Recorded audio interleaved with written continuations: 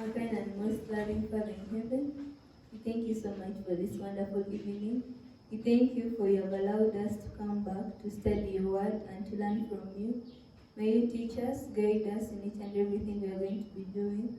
May you guide me to be a vessel to be used this evening to deliver your word. May we hear whatever you would like to speak to us. In Jesus' name we have prayed.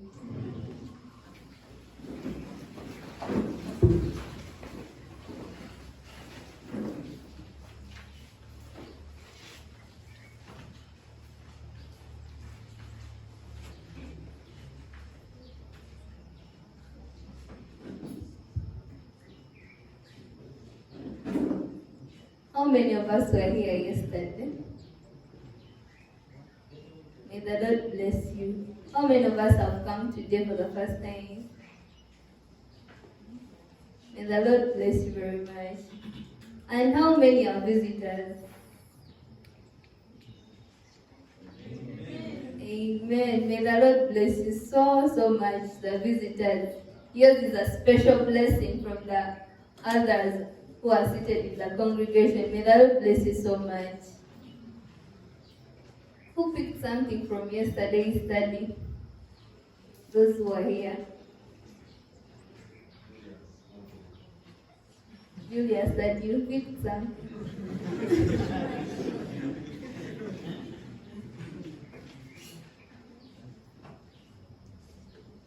Yes, my brother.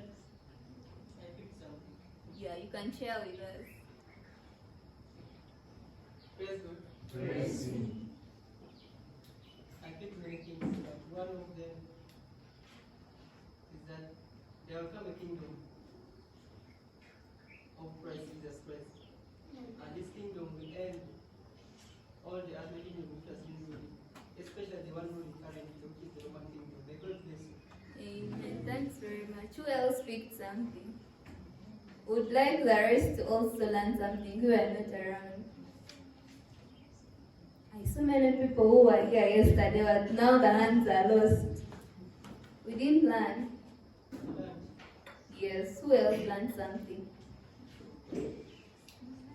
Yes, my brother. I learned that there were many kingdoms which appeared, but all were distinguished. But I learned there is a kingdom which is going to come that will exist for the rest of the time. Amen. Thanks very much. So from yesterday's study, we picked a lot of things, and we are still looking at Abraham coming from Ur, going to Canaan. Still today, we are looking at Abraham on his journey as he was coming from the city of Ur, and he was going to Canaan. As he was on his journey, we see he faced a lot of challenges. They passed through hills and valleys until they first settled in a land that was in Haran, as we saw yesterday. And they continued in their journey till they reached Canaan. But we see that Abraham and his cousin, his niece Lot, they were having grumbles on their way about land, and his niece settled in a neighboring area, which was Sodom. But we come to realize that Sodom was a wicked city, a wicked nation, up to a level where God saw that his children would not stay in Sodom for long. And here God sent messengers to come and pick Lot and his family away from the city. But we saw there was a lot of suffering, a lot of challenges in that place, which is the same as today. Sodom was wicked, full of violence, and many other things. As we look at them today, the violences in the whole world, in many nations, people fighting against each other. We look at all these things in our world today, and we would ask ourselves, why is the world so much like this? People fighting against each other, gunshots everywhere, serious diseases like the common one we know of recent. I hope everyone knows this disease, a very dangerous one. We see suffering everywhere, tears, people are suffering, wars, and many destructions around the world. But then the question would be, why the suffering? Why so much suffering? How can a God of love allow all this suffering that we are seeing in this world? Why is there so much that we can't explain? Many people are suffering, many diseases, pestilences, wars, things that we can't even ourselves imagine. But we are going to go in the Bible and ask ourselves, does the Bible also have an answer to all this suffering that we are seeing in the world? Is the Word of God having something for us? We shall go together in the book of Matthew and see, as Jesus was telling a story one day of a farmer who planted good seeds. Matthew chapter 13, we shall start from verse 27. Jesus tells the story of a farmer who planted good seeds in his field. But when the plants came up, they realized that there were noxious seeds, noxious plants in the garden. Are we together in Matthew 13, verse 27? So the servant of the sower came and said to him, Sir, did you not sow good seeds in your field? Are we together? Matthew 13, 27. How then does it have tares? As Jesus was telling them the story of the wheat, the good farmer sowed good seeds, but then later he realizes that there are weeds in the what? In the garden, and the servants are asking him, Master, how does it come that we have tares in the garden? Just like we know of a perfect God, a God who created this world perfectly. How come there is suffering, there is crying, there are many things in this world? What brings them? He answered and said to them, He who sows the good seed is the Son of Man. The field is the world, the good seeds are the sons of the kingdom, but the tares are the sons of the wicked one. Let's continue in verse 39. The enemy who sowed them is what? Is the devil. We are nearing our answer of the question that we are asking ourselves. Why the much what? Why the much suffering? Why the tears? Why the COVID? Why the wars? Why everything that is happening in the world? Jesus told them that the enemy who sowed them is what? Is the devil. Here we see that the devil brings about many things in this world. He brings wars, suffering, fire outbreaks, famine. We are seeing very many bad things that are happening in the world. But on the other hand, we see the acts of a loving God.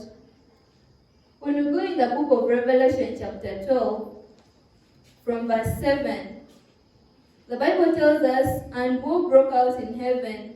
Michael and his angels fought with the dragon, and the dragon and his angels fought. Here we are looking at the origin of all the suffering we are what?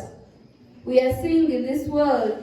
We have seen previously that there are many sicknesses, many wars, many fire outbreaks, many bad things that are happening in this world. Yet we are saying we have a good God, a merciful God who created the world in a perfect way.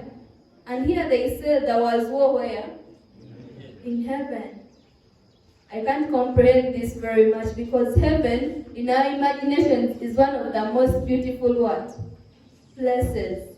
A place of peace where our peaceful God dwells. But here we are seeing war breaks out where? In heaven. This is so amazing. How can war break out in heaven? Let's read it together. What does it say?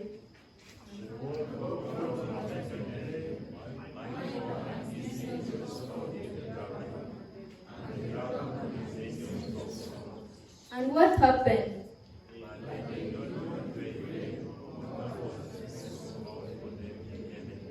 we see the war broke out where? In heaven, Michael and his angels fought against the angels of the Lord. But the Bible is telling us there was no more place for the devil where? In heaven. So what happens next? So the great dragon was cast out, that serpent of old called the devil and Satan, who deceives the whole world. Revelation 12 verse 9. We see that the devil and all his angels, they no longer have a place in heaven, and God decides to cast them unto the earth. He was cast to the earth and his angels were cast out with him. So here we see the beginning of all these things that we have been seeing. The bad acts of the devil, the sicknesses, the wars, every bad act that we have been looking at, we see its origin starting from where? From heaven, from Michael, from the angels who are fighting against Michael. Revelation 2 verse 3 says, "And another sign appeared in heaven. Behold, a great, fierce red dragon, having 7 heads and 10 horns, and 7 diamonds on his head. His tail drew a third of the stars of heaven and threw them to the earth." So we are seeing when the devil was cast out of heaven, he was not cast out alone. He falls with a third of the angels. How did that come? We see after the devil starting war in himself, starting evil, he did not leave it within himself. It started spreading to all the other angels, just like a rotten mango in a basket. When it starts rotting, that all the mangoes in the basket start to do what? To rot. Likewise, when evil started in the heart of Lucifer, it started spreading to the angels that were also where? In heaven. And using his deception, he managed to deceive a third of the what? Of the angels. And here we see he falls with them. God cast them out together with him, and they are cast down on this earth. Let's go together in Ezekiel chapter 28 verse 12. God talking about Lucifer. Before he became evil, he says, "Thus says the Lord, you are the seal of perfection, full of wisdom and perfect in what? In beauty." Jesus describes Lucifer as what? Perfect. He was the seal of perfect, full of wisdom and perfect beauty. Did God really create the devil? Here he's telling us that he created a perfect what? A perfect being. Then what happened? You were in Eden, the garden of God. Every precious stone was your covering. God is saying he did not create any evil thing in Lucifer, but he created a perfect being. And let's see what happened to this perfect being. Still describing Lucifer, he says, "You were the anointed cherub who covers. You were on the holy mountain of who? Of God." That is Ezekiel 28 verse 14. That Lucifer was created very perfect, and he was among the cherubs in what? In heaven. Lucifer was very beautiful. You walked back and forth in the midst of fiery stones. In heaven we see there were 2 angels that used to be on the seat of God, next to the seat of God. And they used to be 2. And the Bible is saying that Lucifer was one of what? One of them. He was very mighty. He was almost next to who? To God. A very powerful being, a very beautiful, perfect being. But he was not satisfied with such a position. Lucifer says, "I don't want to be just next to God. I want to be who? I want to be God." He wanted to be God. Pride, jealousy, all these began in his what? In his heart. He begins to say, "I'm very precious, so beautiful that I'm not supposed to just remain a cherub. I want to be who? I want to be God." Lucifer becomes proud. He becomes jealous of God. Ezekiel 28:15 tells us that you were perfect in your ways from the day you were what? you were created till iniquity was found in you. Lucifer was a perfect being until the day iniquity started in his heart. Your heart was filled up because of your beauty. You corrupted your wisdom for the sake of your what? Of your splendor. He starts saying, I'm not really enough being here. I need to become something bigger.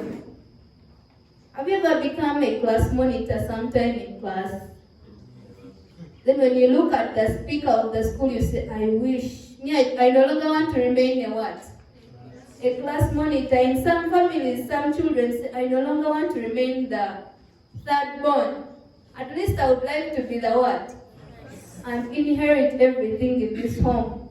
Lucifer was not satisfied with what he was. He said, I would like to become something great. He wanted to become something great, but unfortunately, a pot wanted to become the what? The potter. I wonder how possible this is. A pot becoming the what? The potter. The creature wanting to become the what? The creator. Lucifer was aspiring for something very big. He wanted to become the most high. His beauty, his splendor made him jealous and unsatisfied of what he was. He said, I will ascend above the what? The heights of the clouds. I will be like the Most High. Isaiah 14:12. We had read it. We said, Isaiah 14:12. How you are fallen from heaven, O son of the morning. How you are cut down to the ground. For you have said in your heart, I will ascend into the what? Into the heavens. I will exalt my throne above the stars of God. I will be like the Most High. Lucifer wanted to become the what? The Most High, but there was no longer any place left for him in heaven, and God cast him down unto the earth. Lucifer was spreading his deceit, his discontent about God's kingdom among the angels, showing them that they were serving a God who was not what? Who was not just. He started telling them, just like we saw a rotten mango, making all the mangoes in the basket to do what? To rot. He started spreading his deceit among all the other angels until he fell with a third of the angels. He was not really satisfied. How can I, a powerful being, remain just a ministering angel? I would like to become the what? The Most High. And he fell from heaven. There was no longer any place left for him. But then the question would be, why did God not destroy Lucifer immediately? Why did he allow him to come and cause all the suffering we are seeing in the world? In the world, all the diseases, all the death, everything that we are seeing in the world, why did God allow that to happen? A God of mercy. Yesterday we saw that there were very many planets on this. In the galaxies, we saw that there are very many of them. Why did the devil choose planet Earth? Why? Did he see any other place to occupy? Why specifically did he come on these planets? Remember, God had finished creation and this world was very beautiful, with great splendor. But Lucifer was looking for where to establish his own kingdom, and he goes around and settles onto planet Earth. And 1 Corinthians chapter 4 verse 9 tells us that it is a spectacle to the world, both to angels and to what? And to men. Our world became a spectacle for angels and man. The war that was in heaven did not end. But the world just shifted from heaven and was placed onto what? Planet Earth. We see that God created a very perfect world. Beautiful, with nice animals. Everything was in peace. everything was perfect. After God creating, the devil could not leave this perfect world that God had created because it was something very nice. And he thought that it would be very great if he conquered one of the beautiful creatures of who? Of God. God had finished creating Adam and who? And Eve, the mother and father of human race, and placed them in a beautiful garden. But what happens later? Let's go and see in Genesis chapter 2 verse 16. Genesis 2 verse 16. We see that the devil did not leave Adam and Eve alone. He comes to them, and here he meets Eve, wandering in the Garden of Eden, and he starts a conversation with him. Eve starts talking to who? To the serpent. And the serpent asks her. Genesis 2, we shall start from verse 16. God told them that they were supposed to eat of every tree apart from one in the whole garden. Of every tree of the garden you may eat freely, but of the tree of knowledge of good and evil you shall not eat. For in the day you eat of it, you shall surely die. God places man in the Garden of Eden, but gives them a very simple instruction that they were not to eat of the tree of good and evil. He had spared it as a test for them. But what happened? The devil uses supernatural powers and talks to Eve. But Eve could not realize that she was talking to who? To the serpent. Just like in this world, most of us talk to the devil in a way we are not understanding. We should be careful. And he starts a simple conversation with her. And it was a delusion to her. She could not understand that she was talking to who? To the devil. And here he starts. Has God indeed said, you shall not eat of every tree of the garden? In a deceitful way, the devil starts his conversation. And he says, Eve replies to the serpent, we may eat of the fruits of the tree of the garden, but of the fruit of the tree which is in the midst of the garden, God has said, you shall not eat of it, nor shall you touch, lest you shall die. God had given a simple instruction: don't eat and don't touch, lest you die. And here the devil comes with a convincing tongue and asks Eve, did God tell you not to eat any of the trees? The serpent continues and convinces Eve and tells her, for God knows that in the day you eat of it, your eyes will be what? You will be open. Your eyes will be open, and you will be like God, knowing good and evil. Genesis 3:5. The devil starts convincing Eve that God has left something good for you. He does not want you to enjoy the other part of the world, of the trees in this garden. He starts showing how God is unfair, how he has not let them enjoy everything, and Eve was deceived. The devil seemed to have made sense at that moment. Let's continue in verse 6 and see what it says. Let's read together. So when the woman saw that the tree was good for food, and that it was pleasant to the eyes. The woman sees that tree and says, this is a very nice thing. How can God keep this thing away from us? Is this a fair God? And what happened?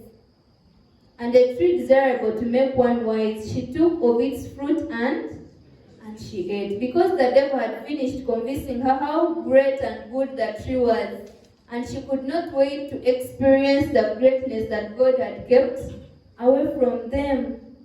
And Eve did not stop at eating the fruit, but takes for her husband Adam to also do what? To also eat. But it was not so long that they realized they had done something wrong. Because they later look at themselves and they find out that they are naked. They are no longer the same. They remember that, oh, we have done something bad. At that moment, Satan had hijacked the world because Adam and Eve were no longer respecting God, but they were respecting him. He had now become the prince of the earth because they had, instead of respecting God, they had hid and heard and followed and accepted the lie that the devil had presented before them. And now look at what happens as God comes in the evening to tabernacle with them. Genesis 3 verse 10. I heard your voice in the garden, and I was afraid because I was what? I was naked and I hid myself. This had never happened to these two, but at this moment, they realized they were naked, and when God came to look at them, they did what? They hid. When we read in Romans 6 verse 23, it says, for the wages of sin is what? Is death. Here we see that the cost of sin is separation from whom? From God. Sin had separated Adam and Eve from God. And at this moment, instead of rushing to tabernacle with God and enjoy Him, they were running away from Him. Fear had come into them. Genesis 3 verse 11. God asks them, have you eaten from the tree which I commanded you that you should not eat? Jesus is asking, and Adam answered in verse 12, the woman whom you gave me to be with me, she gave me of the tree, and I did what? And I ate. Blaming each other started at the moment. The woman that you did what? You gave me, she brought, and I also did what? I ate.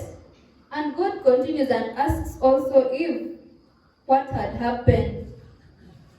But she also says what? The serpent did what? Deceived me. Blaming starts at the moment. God asks Adam. Adam says, the woman you did what? You created. And the woman says, God, the serpent that you created also did what? Deceived me, and I also ate. Eve is even blaming God that your creatures are the ones that have brought trouble in this garden. Why did you create it? If it wasn't there, maybe I wouldn't have eaten the what? The fruit. Adam, the woman you did what? You gave me. Maybe if she had not brought, I wouldn't have done what? Eaten of these fruits. But here we see that these two, our old parents, they were doomed to die. Because the verse has told us, for the wages of sin is what? Is death. Suffering starts immediately because of the serpent, the devil who had masked himself and caused sin into this earth. Genesis 5 verse 5. Remember the devil told Eve that what? You shall not surely die. He convinced her to the best of her knowledge that she was not going to die. But here let's see what happens. In Genesis 5, after hundreds of years, Adam did what? Died. Genesis 5 verse 5. So all the days of Adam, so all the days that Adam lived were 930 years, and he... Did the devil really tell the truth? He told them, you shall not surely do what? Die. But here we see a time comes and Adam does what? Dies. Even before Adam's death, we saw that his son also was killed. Was the devil telling the truth? He starts a very, very bad effect onto this planet Earth. The suffering. Our question was, why all this what? Why all this suffering? Why all these diseases? Where did evil come from? Where did all these bad things come from? We are seeing that it all originated from who? From the devil. He was a very big liar. He lied our old parents that they were not going to die. But we see sin immediately starts in the world, and the Bible says, for the wages of sin is what? his death. And indeed, our old parents had to die. John 8 verse 44 says, he's a liar and the father of it. He brought a terrible lie, and it brought suffering into our world. So we can easily answer this question: who is responsible for all this suffering, the diseases, the wars, and everything that we see around the world? Who is really responsible for all this? If we look in the Bible, sometimes it's always easy for us to say that God is to do what? To blame. Why does he cause all this suffering? When we look in the Bible, in the story of this old woman who was suffering from a terrible sickness, Jesus met her at the temple and he healed her on the day of worship. But the Pharisees were complaining that why was Jesus healing this old woman? And Jesus asked them, so ought not this woman, being a daughter of Abraham, who Satan has bound for 18 years? Jesus himself is saying that the suffering on this woman was brought to her by who? By Satan. Are we together? Jesus himself says that evil on this woman, the suffering, the sickness, was brought by who?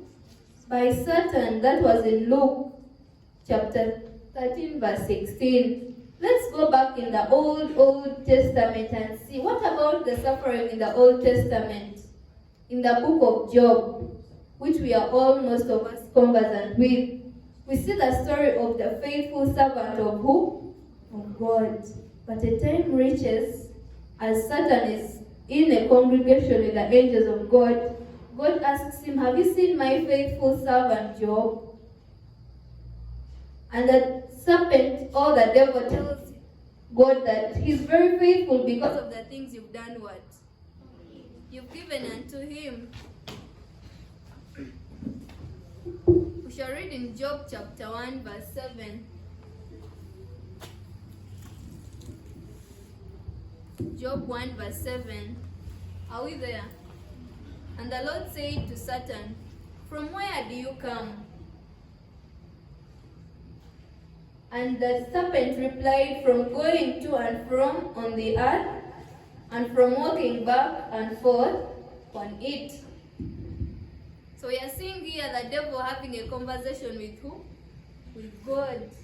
And God asks him, have you seen of my faithful servant Job? As the devil was looking in the world upon all the people that were present at that time, God was giving him a challenge that I have my faithful servant who is called Job. Job 1 verse 8. Have you considered my servant Job? And there is none like him on earth. It's God describing Job. A blameless and upright man. One who fears God and shuns evil. So Satan answered the Lord and said, does Job fear God for nothing? Let's continue and see. But now stretch out your hand and touch all that he has, and he will surely curse you to your face. Here Job is telling God, the devil is telling God that Job is faithful to you because of the things you've done for him. And God allowed him to test Job, allowed the devil. And the Lord said to Satan, behold, all that he has is in your power. Only do not lay a hand on his person. Let's continue with verse 12. So Satan went out from the presence of the Lord. Satan left very eager to get Job's possessions in his hands.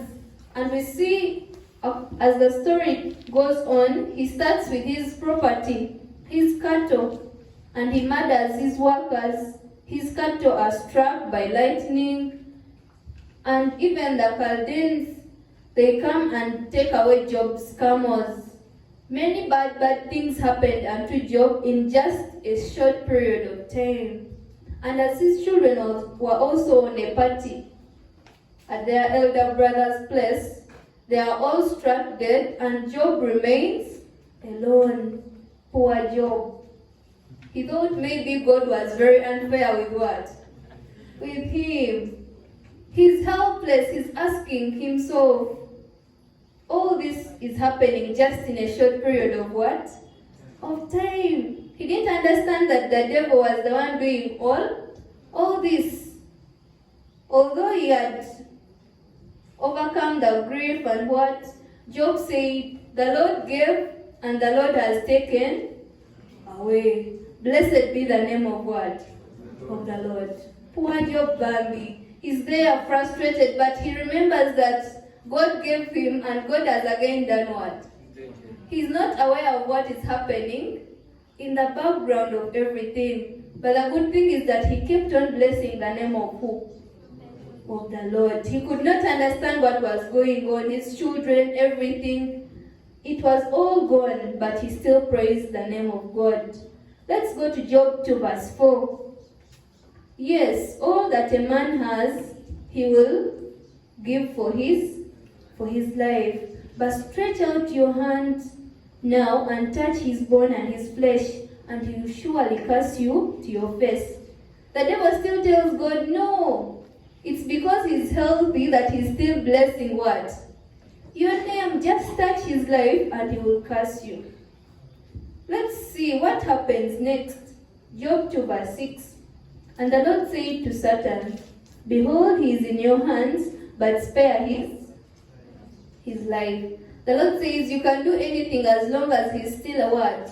Alive. Keep my servant, my faithful Job. Keep him alive. So the test goes on. Job had remained with his life and he was still loyal to who? To God, and Satan now comes back. Verse 7.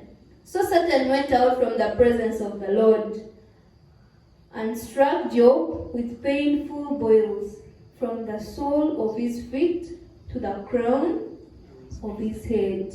Have you ever had a wound one time in your life? Maybe just on your feet. As you're playing, maybe as a child, you knock yourself and you have a wound on your leg, maybe. That is just on one part of what?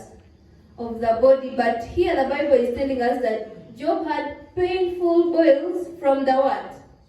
From the sole of his feet to the crown of his head. Even sitting, even sleeping, everything was what? Painful. He's very distressed, in pain, and everything is really bad.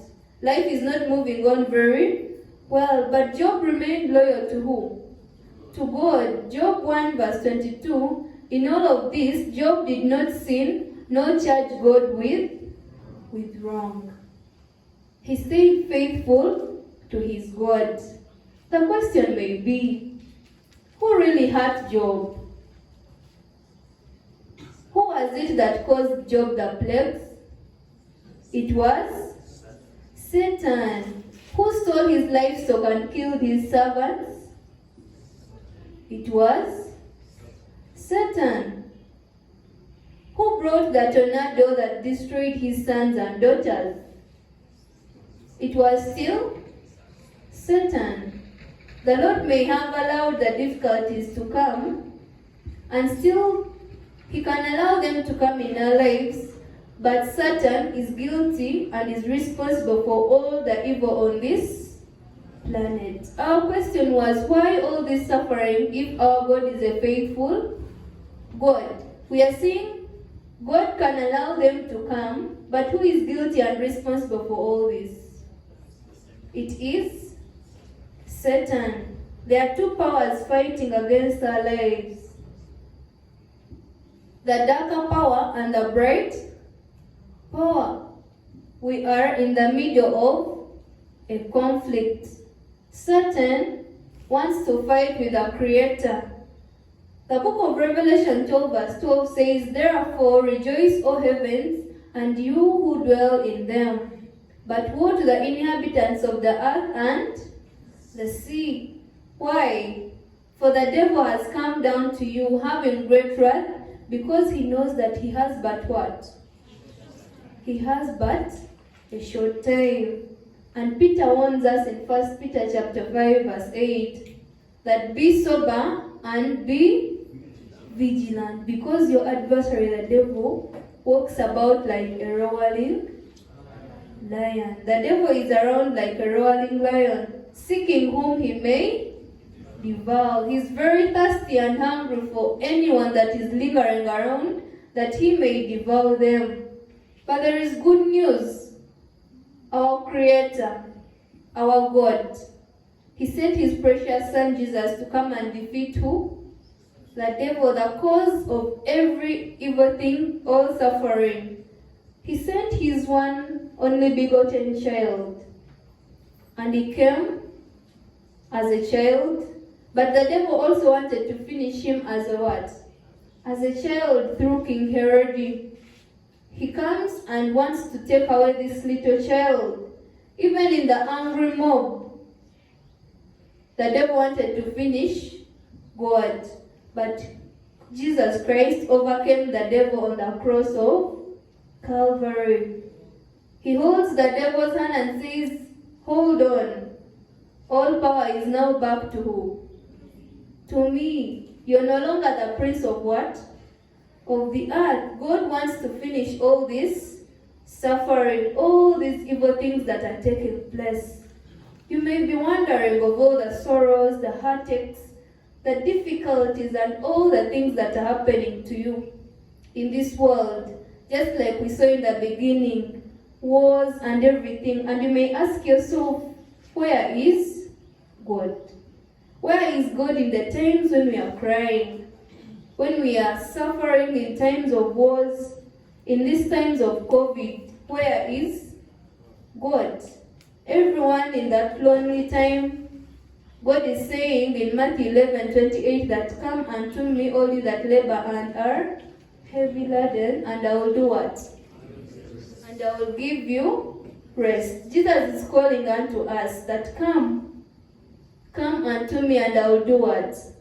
And I will give you rest. There is a story of a man who was called Joseph. Joseph, at one time in his life, he was in a marriageable age. So he gets engaged to this young, beautiful lady, and the time of the wedding was coming near. All the preparations were finished. The cards are already out, and all the guests know that on a certain date we are going to witness the marriage of Joseph and his beloved wife, his beloved fiancée.